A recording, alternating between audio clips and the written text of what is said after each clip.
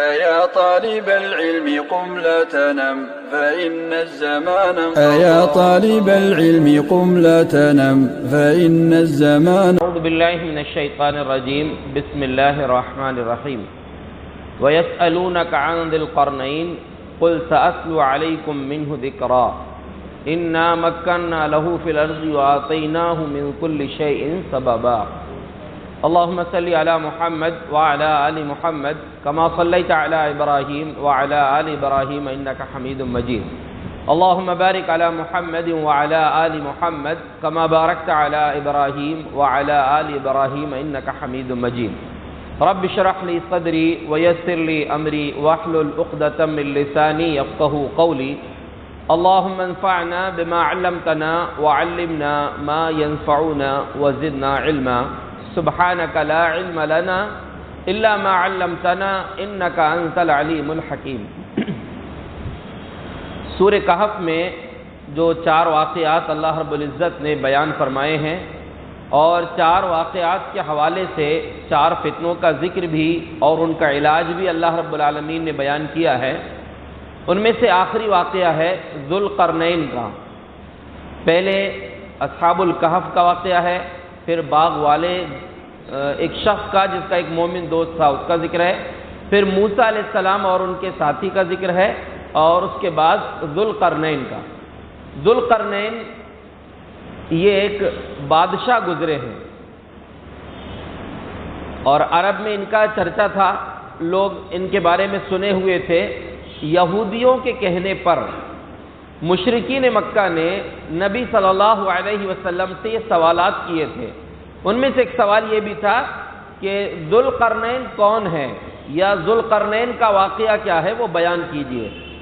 تو اللہ رب العالمین نے نبی صلی اللہ علیہ وسلم کو فرمایا وَيَسْأَلُونَكَ عَنْ ذِي الْقَرْنَيْنِ قُلْ سَأَتْلُو عَلَيْكُمْ مِنْهُ ذِكْرًا.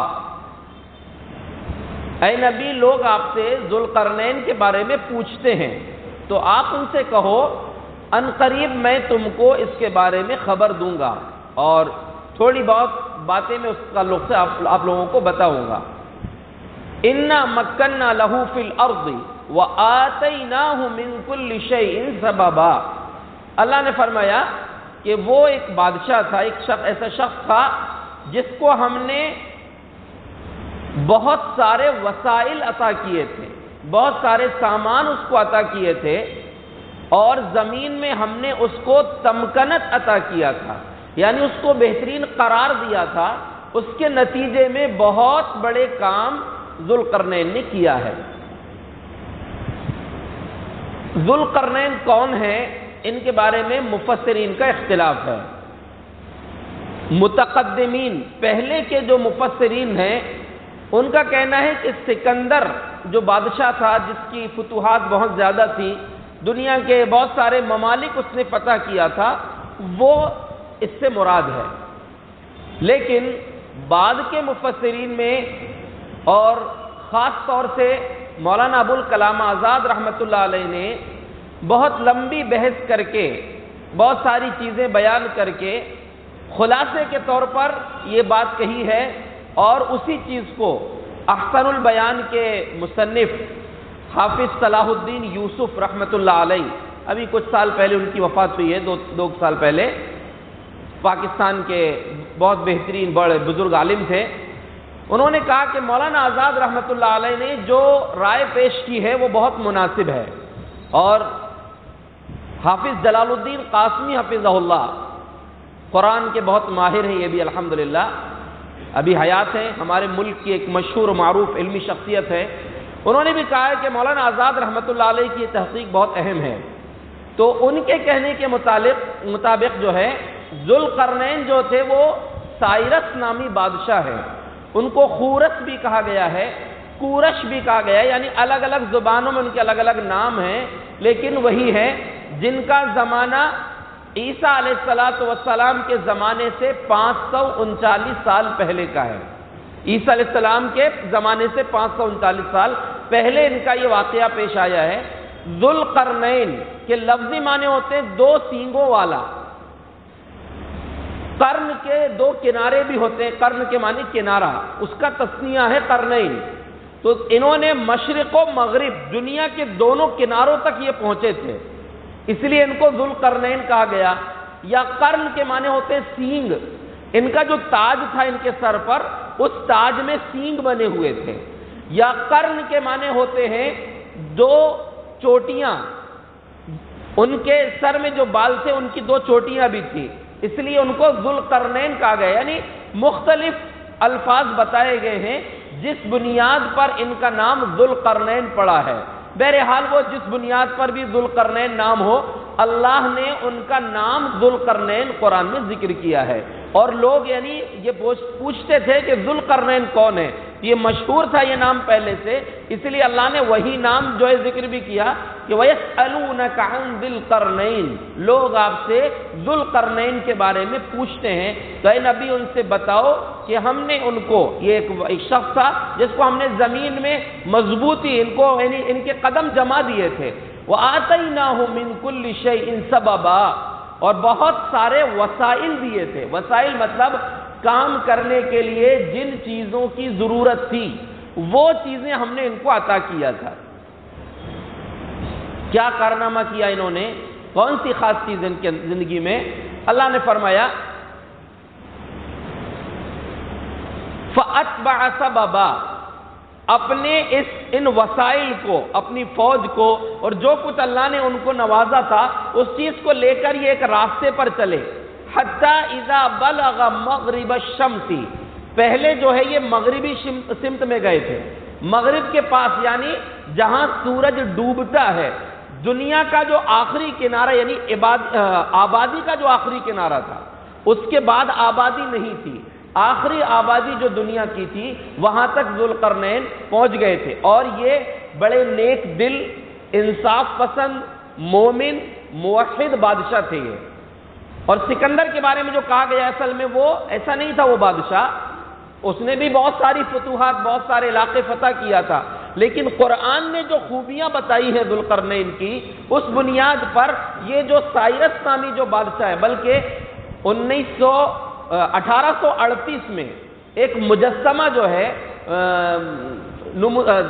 لوگوں کو ملا یمن کے علاقے میں غالباً، جس میں باقاعدہ ان کے وہ جو مجسمہ یعنی ذوالقرنین بادشاہ کا وہ مجسمہ بنایا گیا، جو پتلے بناتے ہیں آج بھی لوگ خاص لوگوں کے، تو اس میں ان کے سینگ دکھائے گئے ہیں اور عقاب کے 2 پر لگے ہوئے ہیں ان کے دونوں طرف، ذوالقرنین کے اوپر 2 پر بھی لگے ہوئے ہیں اور سینگ بھی بنے ہوئے ہیں۔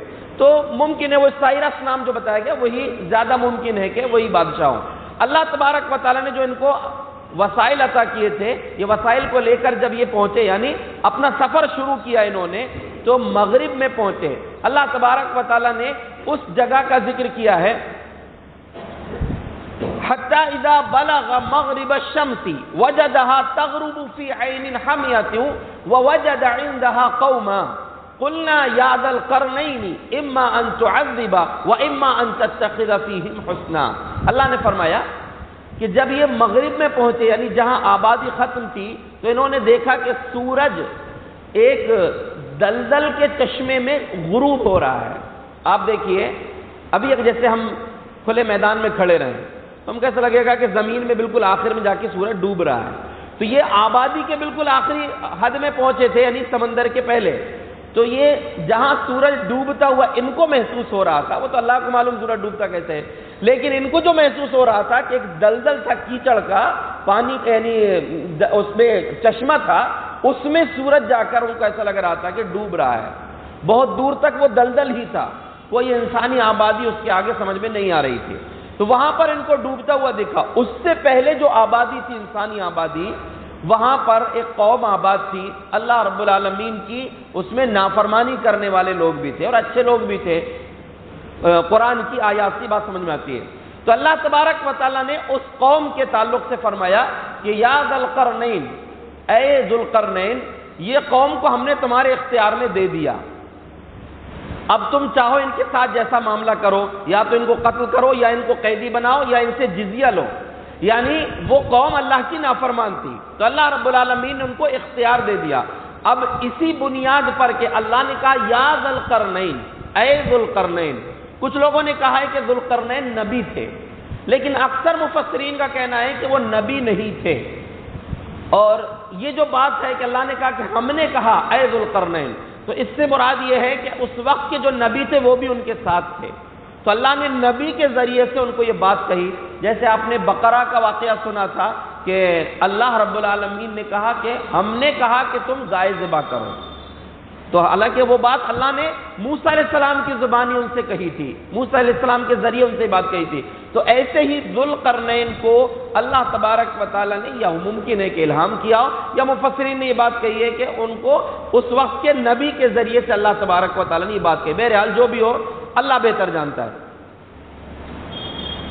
تو کہا کہ یہ جو آبادی ہے، جو قوم ہے، ان کو تمہارے اختیار میں ہم دیتے ہیں۔ تو ذوالقرنین واقعی جو دیندار تھے اور بالکل انصاف پسند تھے، موحد اور مومن تھے، وہ ذوالقرنین جو بادشاہ تھے، تو انہوں نے کہا کہ اما من ظلم فسوف نعذبه ثم يرد الى ربه فيعذبه عذابا نكرا، کہ جو ظلم کرے گا یعنی شرک پر اڑا رہے گا، اپنی پرانی زندگی پر رہے گا، تو ہم اس کو سزا دیں گے۔ اب تک جو کر لیے وہ تو معاف ہے، لیکن اب اگر غلط کرو گے تو ہم سزا دیں گے، اور اس کے بعد پھر اللہ کی طرف بھی لوٹ کر جانا ہے، تو وہاں پر بھی اللہ رب العالمین سزا دے گا۔ وَأَمَّا مَنْ آمَنَ وَعَمِلَ صَالِحًا فَلَهُ جَزَاءً الْحُسْنَى، لیکن جو ایمان لائے گا اور نیک عمل کرے گا اس کو بہترین بدلہ ملے گا، اس کو اللہ کے پاس بہترین ٹھکانہ ملے گا۔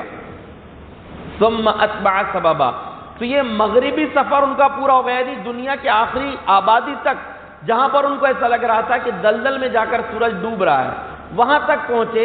وہاں ایک قوم سے آمنا سامنا ہوا، اور ان کو اللہ نے جو ہے یہ طاقت عطا کیا، بہت سارے وسائل ان کو عطا کیا کہ دنیا کا بڑا حصہ انہوں نے فتح کیا۔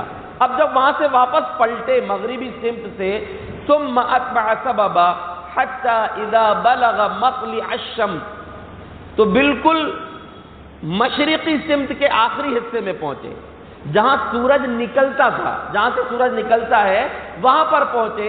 وَوَجَدَ عِندَهَا قَوْمًا، وہاں پر بھی ایک قوم سے ان کی ملاقات ہوئی۔ تو اس قوم سے جو ملاقات ہوئی تو اللہ نے فرمایا تَطْلُعُ عَلَىٰ قَوْمٍ لَمْ نَجْعَلْ لَهُم مِّن دُونِهَا سِتْرًا، یہ مشرقی سمت میں جب پہنچے تو وہاں پہنچنے کے بعد ایک ایسی قوم پر سورج طلوع ہوتا تھا کہ سورج اور ان کے جسموں کے بیچ میں کوئی پردہ نہیں تھا۔ کیا مطلب؟ یہ لوگ بالکل کھلے آسمان کے نیچے رہتے تھے، خیمے بھی نہیں تھے، گھر بھی نہیں تھے ان کے، اور ان کے جسموں میں کپڑے بھی نہیں تھے۔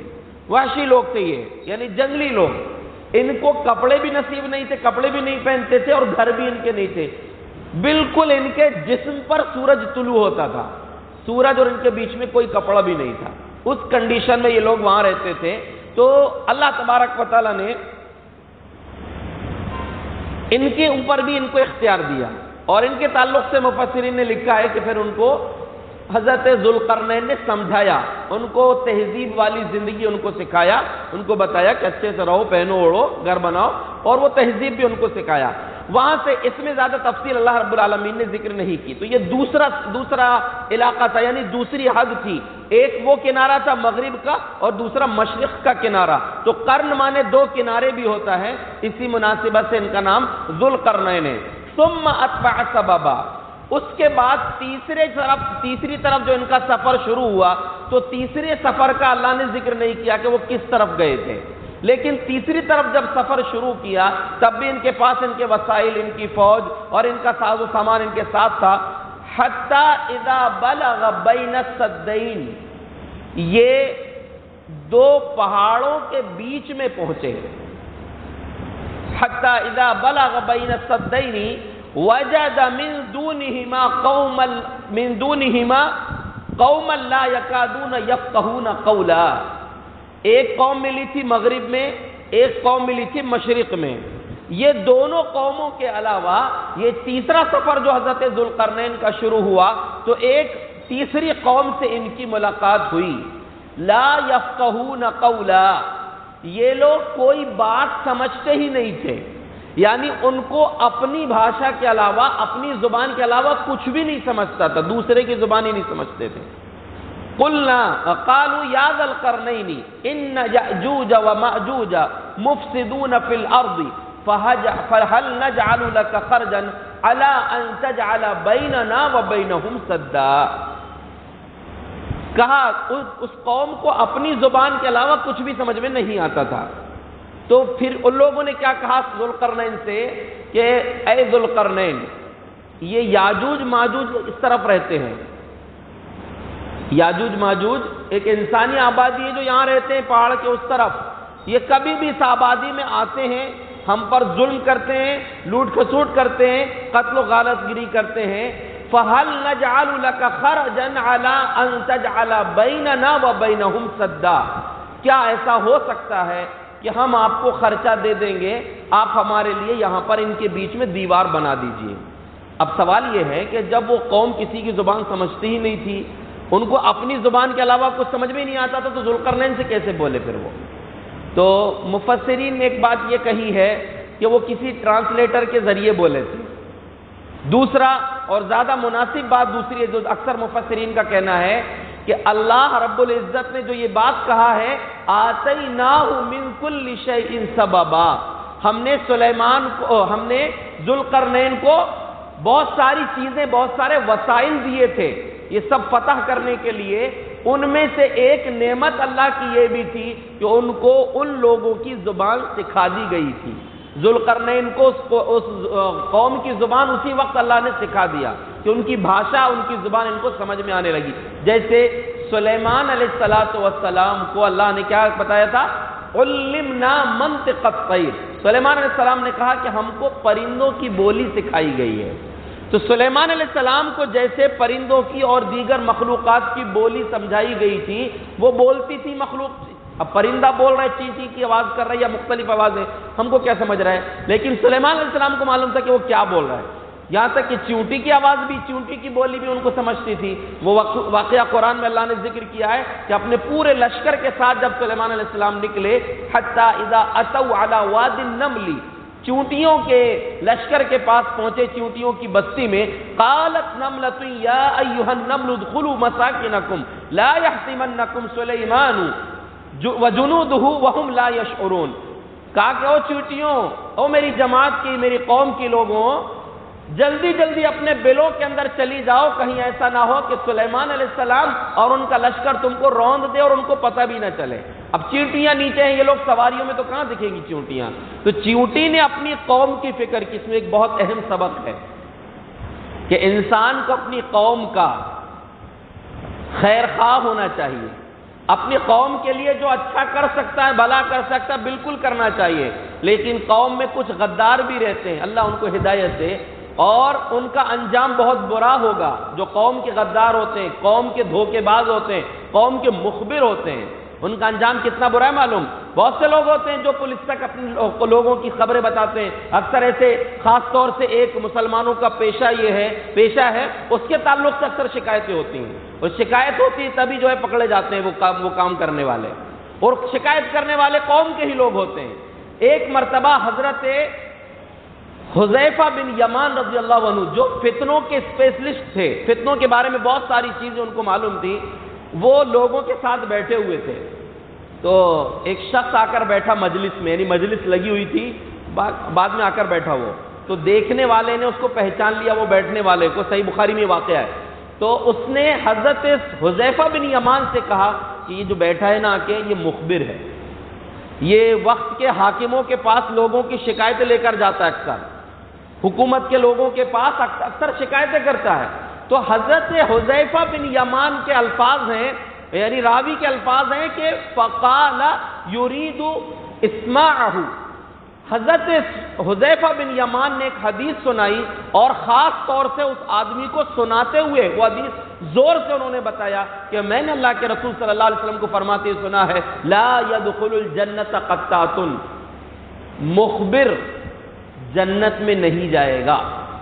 چغل خوری بھی ایک معنی ہوتے ہیں اور مخبر بھی اس کے معنی ہوتے ہیں. مخبر انسان جنت میں نہیں جائے گا، یعنی جو دھوکے باز ہو، غدار ہو۔ تو ایسے لوگوں کو یاد رکھنا چاہیے جو چند پیسوں کے بدلے میں قوم کی خیانت کرتے ہیں، قوم کی خبریں دوسروں تک پہنچاتے ہیں۔ اللہ ان کو ہدایت نصیب فرمائے۔ تو چیونٹی نے ایک پیغام دیا ہے کہ ایک انسان کو چیونٹی پیغام دے رہی گویا کہ انسانوں اپنی قوم کے، اپنی برادری کے خیر خواہ رہا کرو، ان کے ساتھ بھلائی کا معاملہ کیا کرو۔ تو جیسے سلیمان علیہ السلام کو چیونٹی کی بولی سکھائی گئی تھی، پرندوں کی بولی سکھائی گئی تھی، ویسے ہی ذوالقرنین کو اللہ تبارک و تعالیٰ نے ان کی بولی سمجھا دیا۔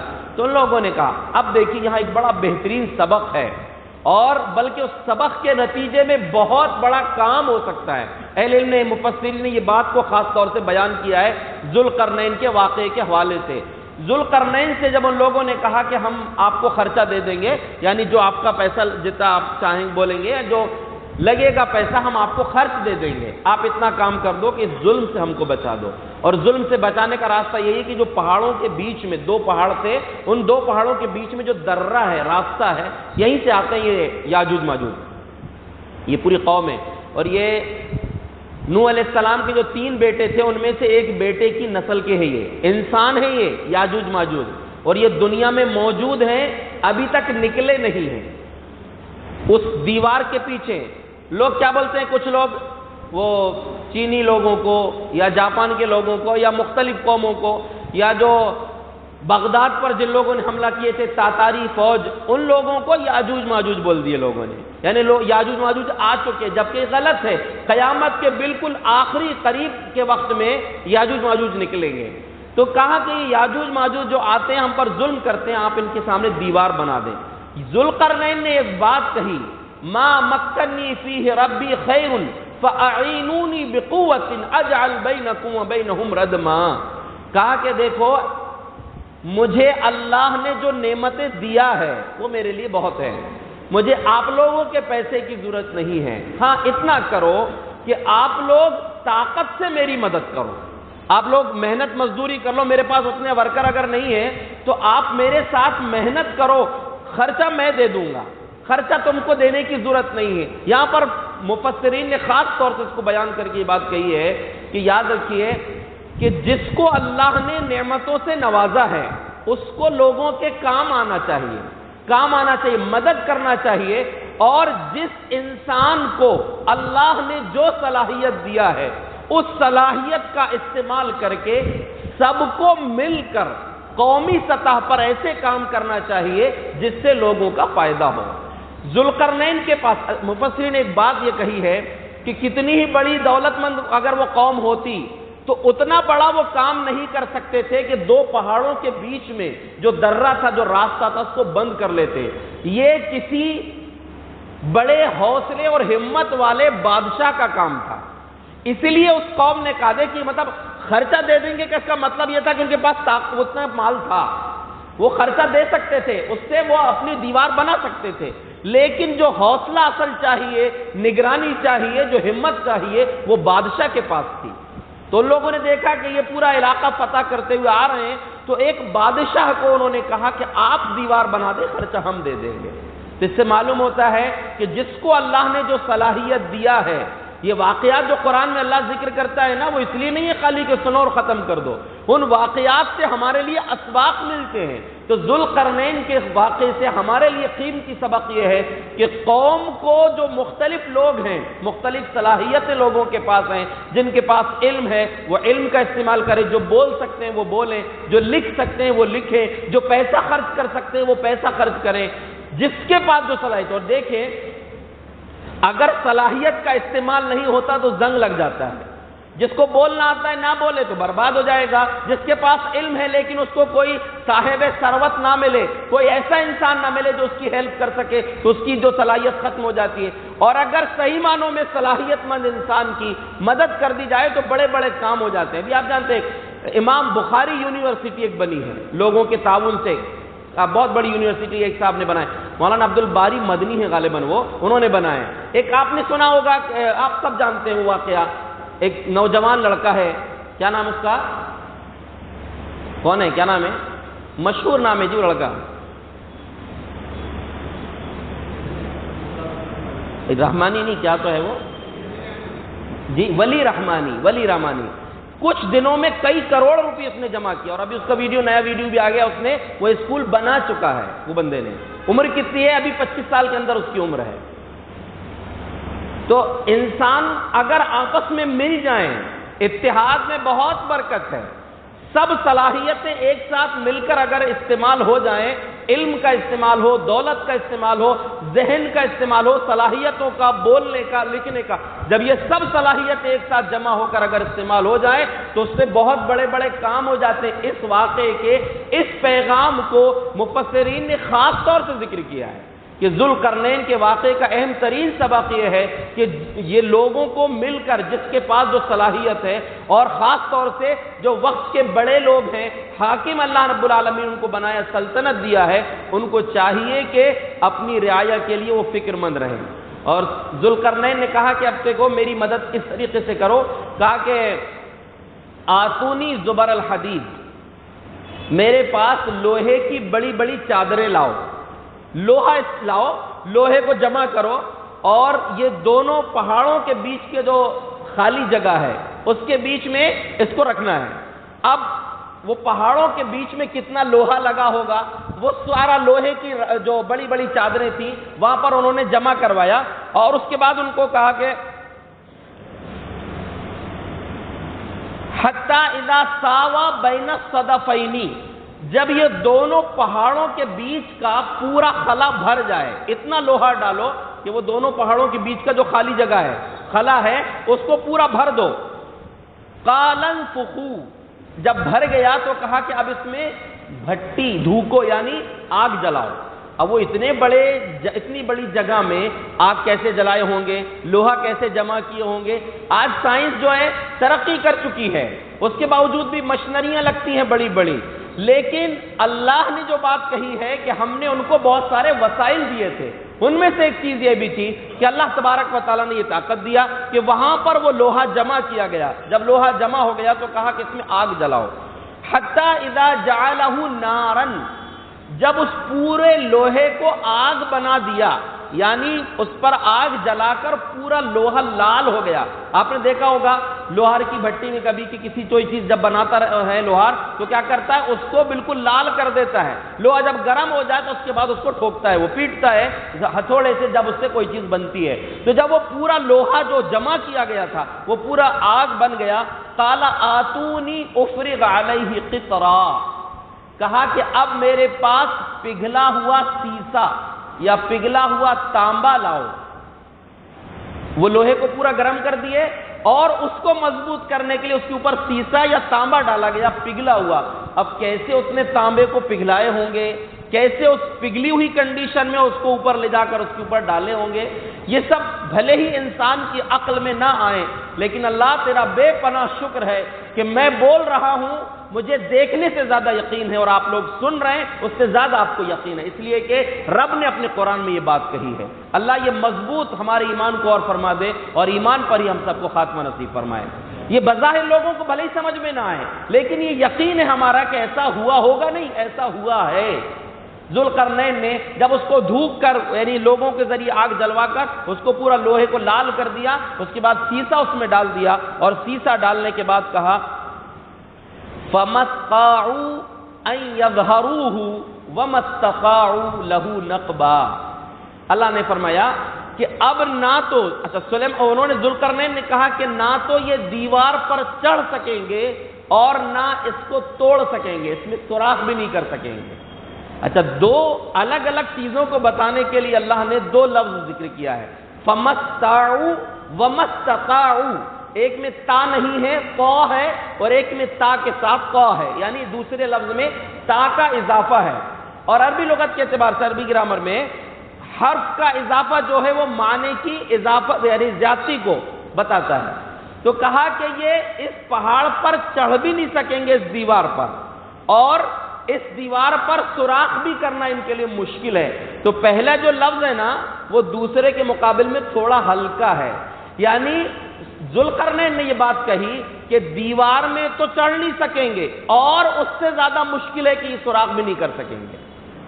یعنی دیوار میں چڑھنا تھوڑا آسان ہے، حالانکہ وہ بھی نہیں کر سکیں گے، لیکن سوراخ کرنا ان کے لیے اور زیادہ مشکل ہے۔ اللہ کے رسول صلی اللہ علیہ وسلم نے اس کی وضاحت بھی فرمائی ہے. خود ذوالقرنین، اب دیکھیے یہاں پر ایک اور بڑا بہترین سبق ہے. ذوالقرنین نے کہا ھذا رحمۃ من ربی فاذا جاء وعد ربی جعلہ دکا وکان وعد ربی حقا. اتنا بڑا کام کیا ہے ذوالقرنین نے. اتنا بڑا کام کرنے کے بعد کیا بول رہے ہیں؟ ھذا رحمۃ ربی، ھذا رحمۃ من ربی، یہ میرے رب کی رحمت کا حصہ ہے، میری کوئی اوقات نہیں ہے. کتنی پیاری بات کہی ہے. اب وہ دو باغ والے آدمی کا واقعہ دیکھیے. اس کو جب اس کے مومن ساتھی نے سمجھایا تھا کہ دیکھ اللہ نے یہ نعمتیں دیا ہے، زیادہ ایٹھے مت، اکڑے مت، اللہ اس کو برباد بھی کر سکتا ہے. کہ ارے ایسا کہاں ہو جائے گا، یہ میری کمائی ہے، مجھ کو ملا ہے، میری محنت کا نتیجہ ہے، اور یہ کیسے برباد ہوگا؟ اور بائی چانس چلا بھی گیا تو اس سے زیادہ بہتر بدلہ مجھ کو آخرت میں ملنے والا ہے. لیکن یہاں ذوالقرنین نے اتنا بڑا کام کیا ہے، کتنا بڑا کام، جس کو اللہ نے خاص طور سے یہ بتایا ہے کہ نہ تو اس دیوار میں وہ چڑھ سکتے. آپ ایک اور بات سنیے کہ یہ قوم کوئی ایسی کمزور قوم نہیں ہے. عیسیٰ علیہ السلام کے وقت میں جب یہ قوم نکلے گی یاجوج ماجوج، تو کیا کہا ہے نبی صلی اللہ علیہ وسلم نے کہ اللہ خاص طور سے عیسیٰ علیہ السلام سے کہے گا کہ عیسیٰ ہم ایسے بندوں کو نکالنے والے ہیں جو ان سے مقابلہ کرنا کسی کی طاقت ہی نہیں ہے. اتنی مضبوط ترین قوم کے سامنے ذوالقرنین نے ایک دیوار بنائی ہے جس دیوار کی طاقت اور اس کی مضبوطی ہے کہ نہ تو وہ چڑھ سکتے ہیں نہ اس کو توڑ سکتے ہیں. اتنا عظیم کام کرنے کے بعد ذوالقرنین نے کہا کہ یہ میرے رب کی رحمت ہے، میری کوئی طاقت نہیں ہے. تو آپ کو مفسرین نے ایک سبق یہ دیا ہے ہمارے لیے کہ ہر مومن کو یہ یاد رکھنا چاہیے اگر آپ نے کسی کے ساتھ کوئی بھلائی کیا ہے، کتنا ہی بڑا نیک کام کیا ہے، تو یہ مت سوچو کہ میری طاقت کی ہے، میری سینہ مت کھلاؤ، اپنے آپ کو بڑا مت سمجھو کہ میں نے یہ کر لیا. کہ یاد رکھو یہ رب کی توفیق ہے کہ تم کو اللہ نے دیا موقع. اللہ تو کسی سے بھی اپنا کام لے سکتا ہے. وہ ہدہد سے اپنا کام لے لیا. اللہ کو کسی کی کوئی ضرورت نہیں ہے. دنیا کی ہر مخلوق اللہ کا لشکر بن سکتی ہے. اللہ پانی کے قطروں کو اپنا لشکر بنا سکتا ہے. نوح علیہ السلام کے زمانے میں ہوا وہی پانی جو انسان کی زندگی ہے اسی کو اللہ نے سیلاب بنا دیا. تو اگر ہمارے ذریعے سے کوئی کام لے رہا ہے، کوئی انسان پابندی سے کوئی دین کا کام کر رہا ہے، پابندی سے بالکل لوگوں کو دعوت دے رہا ہے، پابندی سے اذان دے رہا ہے، پابندی سے مسجد کی خدمت کر رہا ہے، پابندی سے لوگوں کی مدد کر رہا ہے، یہ نہیں سوچنا کہ میں یہ کام کر رہا ہوں، اللہ کی نعمت ہے. واقعی یہ کام ایسے. اور ایک چیز بتاؤں تجربے کی بات، میں نے اندازہ لگایا ہوں کہ میں جب ناندیڑ میں تھا تو مؤذن صاحب دور رہتے تھے مسجد کے، اور مسجد کے پاس میرا روم تھا. اکثر کبھی کبھی میری بھی نماز چوک جاتی تھی، فجر میں نہ اٹھ سکوں، لیکن اکثر میں نے دیکھا تھا کہ جس دن مؤذن صاحب نہیں آنے والے ہوتے تو اس دن میری نیند پہلے کھل جاتی تھی اور میں اس دن فجر کی اذان دیتا تھا. تو یہ بتانا مقصد نہیں کہ میں اذان دیا، بتانا یہ ہے کہ کوئی بھی کام اگر آپ کے ذریعے سے ہو رہا ہے تو یہ بالکل مت سوچئے کہ میری صلاحیت ہے، میں نے یہ کام کیا ہے، میں جو ہے یہ شیطان کو اسی نے غارت کیا تھا. یاد رکھیے کہ یہ بہت بری چیز ہے. اگر کوئی بھی کام آپ کے ذریعے ہوا ہے تو اللہ کا شکر ادا کیجیے. اتنے بڑے عظیم بادشاہ نے، ذوالقرنین نے، جس کو اللہ نے خاص طور سے قرآن میں ذکر کیا، انہوں نے کہا کہ میری طاقت نہیں ہے، یہ میرے رب کی رحمت ہے جس کی بنیاد پر یہ ہوا. اور دوسری بات انہوں نے کیا کہا؟ اتنی مضبوط بنا، اب کسی کی طاقت نہیں ہے توڑنے کی، دیکھو کوئی توڑ سکتا ہے کہ نہیں. اس کے بعد انہوں نے کہا کہ یہ طاقتور مضبوط ترین دیوار تو میں نے بنا دیا ہوں. فَإِذَا جَاءَ وَعْدُ رَبِّي، جب میرے رب کا وعدہ آ جائے گا، جَعَلَهُ دَكَّا وَكَانَ وَعْدُ رَبِّي حَقًّا، اللہ اس کو توڑ دے گا، اس کو ختم کر دے گا اس دیوار کو. اتنی مضبوط دیوار ہے اور اتنی مضبوط قوم کے مقابلے میں جس کا مقابلہ دنیا کی کوئی مخلوق نہیں کر سکتی، کوئی نہیں کر. سوچیے عیسیٰ علیہ السلام دجال کے فتنے سے مقابلہ کرنے کے لیے اللہ ان کو بھیجے گا، لیکن یاجوج ماجوج سے مقابلہ کرنے کے لیے نہیں کہے گا اللہ، کیونکہ ان سے مقابلے کی طاقت کسی کو نہیں ہے. اتنی مضبوط قوم نہیں آ سکتی. اندازہ لگائیے کہ وہ دیوار کتنی مضبوط ہوگی. لیکن اتنا بڑا کام کرنے کے بعد یہ نہیں کہا کہ میں نے اتنا بڑا کام کیا اب تجھے طاقت نہیں توڑنے کی. کہا کہ جب اللہ کا وعدہ آئے گا یعنی قیامت آئے گی تو اللہ رب العالمین اس کو ختم کر دے گا. کیسے ختم کر دے گا؟ نبی صلی اللہ علیہ وسلم کا فرمان ہے، یاجوج ماجوج ہر دن اس دیوار کو توڑنے کی کوشش کرتے ہیں اور شام ہو جاتی ہے، تھک جاتے ہیں، بولتے ہیں کب کل کریں گے. اور دوسرے دن پھر ویسے ہو جاتا معاملہ، پھر وہ نہیں توڑ پاتے. لیکن جب اللہ چاہے گا قیامت کے قریب تو وہ انشاءاللہ کل کر لیں گے بولیں گے. کیا بولیں گے؟ انشاءاللہ کل کر لیں گے. جب دوسرے دن آئیں گے تو وہ دیوار کو توڑ لیں گے. اور یہ کب ہوگا؟ حتی اذا فتحت یأجوج ومأجوج من کل حدب ینسلون. اللہ نے سورہ انبیاء میں بھی ان کا ذکر کیا، ایک تو یہاں ذکر کیا ہے، دوسرا سورہ انبیاء میں. اللہ فرماتا ہے کہ جب یاجوج ماجوج نکلیں گے تو ہر اونچی جگہ سے وہ لوگ آتے ہوئے دیکھیں گے، یعنی بہت بڑی تعداد ہے ان کی. اچھا کہاں ہے یہ؟ وہ دیوار کا ابھی تک لوگوں نے کھوج نہیں کر پائے اس دیوار کی، جبکہ دنیا میں ہے وہ قوم بھی موجود ہے، وہ دیوار بھی موجود ہے. اللہ کی مرضی، اللہ ابھی تک انسانوں کو دکھایا نہیں ہے. وہ اب جیسے جن دنیا میں ہیں لیکن دکھتے نہیں، ایسی وہ مخلوق بھی ہے. اور یہ انسان ہی ہے، انسان ہے یہ. نوح علیہ السلام کے ایک بیٹے کے نسل سے یہ لوگوں کی پوری فوج ہے، لیکن اللہ نے ان کو ابھی تک روک کر رکھا ہے. جب قیامت کے قریب نکلیں گے تو بحر تبریہ جو ہے وہاں سے گزریں گے تو پورا پانی پی جائیں گے، پورے دریا کا پانی پی جائیں گے. اور ایسا نہیں پورے، اس میں کا ایک جو اگلا جتھا رہے گا وہ پی لے گا. جب بعد والے آئیں گے تو بولیں گے ایسا لگتا ہے پہلے پانی رہتا ہوگا. پہلے ہی والے پورا پانی پی جائیں گے. وہ پورے دنیا میں اللہ تبارک و تعالیٰ عیسیٰ علیہ السلام کو کہہ دے گا کہ تم اپنے ساتھیوں کو لے کر کوہ طور پر چلے جاؤ. اور جیسا کہ بتائیں کہ کوہ طور پر چلے جائیں گے تو وہاں پر کھانے کی بھی تنگی ہوگی. ایک بیل کا سر 300 دینار سے زیادہ قیمتی ہوگا، نہیں 100 دینار سے زیادہ قیمتی ہوگا. اس کو اگر آج کے دور سے لگائیں تو 300 گرام سونا، 3 تولے نہیں، 3 گرام نہیں، 300 گرام سونے کے برابر سے بھی زیادہ قیمتی ہوگا کہ ایک سر بیل کا کسی کو مل جائے کھانے کے لیے. وہ ایسا موقع ہوگا. تو اللہ رب العالمین نے جو اتنا بڑا کام ذوالقرنین سے لیا، اس پر انہوں نے یہ نہیں کیا، یہ نہیں کہا کہ اب اس کو کوئی توڑ نہیں سکتا. یہ بھی کہا کہ اللہ کا وعدہ جب آئے گا تو اس کو پورا کر دے گا. تو نبی صلی اللہ علیہ وسلم نے فرمایا کہ وہ وعدہ پورا ہوگا. قیامت کے قریب یہ یاجوج ماجوج نکلیں گے اور یہ بالکل قیامت کی آخری لمحات میں ہوگا، یعنی دنیا کے آخری لمحات میں قیامت کے بالکل قریب جب یہ وہاں سے نکلیں گے پورا پانی دریا کا پی جائیں گے، زمین میں قتل و غارت مچائیں گے، جو رہے گا ان کو ماریں گے. اور پھر یہ لوگ آسمان کی طرف تیر ماریں گے کہ اب دنیا میں تو کوئی نہیں بچا، اوپر والوں کو مارو.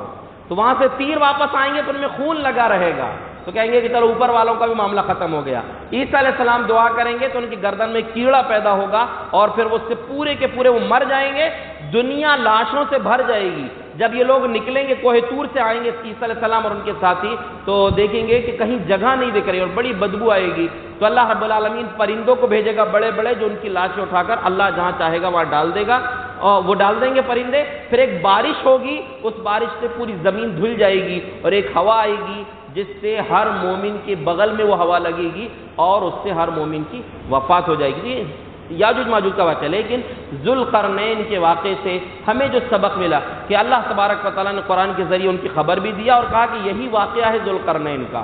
اور ان کے واقعے سے اللہ رب العالمین نے بتایا کہ ہم جس سے کام لینا چاہیں اس کو بہت کچھ ہم نواز دیتے ہیں. بظاہر لوگوں کو سمجھ میں نہ آئے لیکن وہ کام ہم اس سے کروا لیتے ہیں جس سے ہم کام لینا چاہیں. اللہ نے ان کو بہت کچھ دیا. کیا کیا وسائل تھے، اتنی بڑی دیوار کیسے بنائے، کیسے سیسا پگھلا ہوگا، کیسے ڈالے ہوں گے، کیسے اس میں آگ جلائی گئی ہوگی، اتنے یعنی 2 پہاڑوں کے بیچ کی بات ہے، پھر اس کے قریب کیسے اتنی تیز وہ لوہے کے قریب جاتے کیسا ہوں گے. کیا کیا کیا ہے، سارے کارنامے اپنی جگہ ہیں. ہمارے لیے سبق یہ ہے آخری بات کہ ہمیں کوشش کرنا چاہیے ہماری زندگی سے لوگوں کو کیا فائدہ ہو سکتا ہے اور لوگ مل کر ہم کیا کام کر سکتے ہیں، صلاحیتوں کو ایک جگہ اکٹھا کر کے ہم کیا بہتر کر سکتے ہیں. اور ایک حاکم جو ہو صحیح معنوں میں ہمارے ملک کے حاکموں کو اللہ یہ بات سمجھ دے کہ ایک حاکم کو اپنی رعایا کی حفاظت کی کتنی فکر ہونا چاہیے. یہ بات بھی خاص طور سے مفسرین نے کہا ہے کہ ذوالقرنین نے یاجوج ماجوج کے راستے کو بند کر کے اس قوم پر کتنا بڑا احسان کیا. ان کی رعایا میں تھے وہ لوگ کہ ان کی مدد کی، ان کی حفاظت کی تو امن و امان قائم رہے. اور ایک چیز یہ بھی یاد رکھیں کہ موسیٰ علیہ السلام کے سفر میں، موسیٰ علیہ السلام کے واقعے میں علم کے لیے سفر کا ذکر ہے اور ذوالقرنین کے واقعے میں جہاد کے لیے سفر کا ذکر ہے. یہ دونوں سفر بڑے قیمتی سفر اور مقدس سفر ہیں. یعنی اگر انسان کو ضرورت پڑے تو علم کے لیے بھی سفر کرے، ضرورت پڑے تو اپنی جان قربان کرنے کے لیے سفر کرے. اور ایک اور سفر بڑا قیمتی تھا جو نبی صلی اللہ علیہ وسلم کے زمانے میں صحابہ نے کیا تھا، ہجرت کا سفر. اگر اپنے علاقے کو کوئی چھوڑ دے دین کی خاطر تو اس کے پچھلے گناہ معاف ہو جاتے ہیں، تو وہ بھی بڑا قیمتی سفر ہے. ابھی یہ علم کے لیے اور جہاد کے لیے سفر تو ہمارے بیچ موجود ہیں. اللہ رب العالمین سے دعا ہے اس واقعے سے جو اسباق ہم کو ملے ہیں اللہ ہمیں ان پر عمل کرنے کی توفیق عطا فرمائے. آمین. وآخر دعوانا ان الحمد للہ رب العالمین.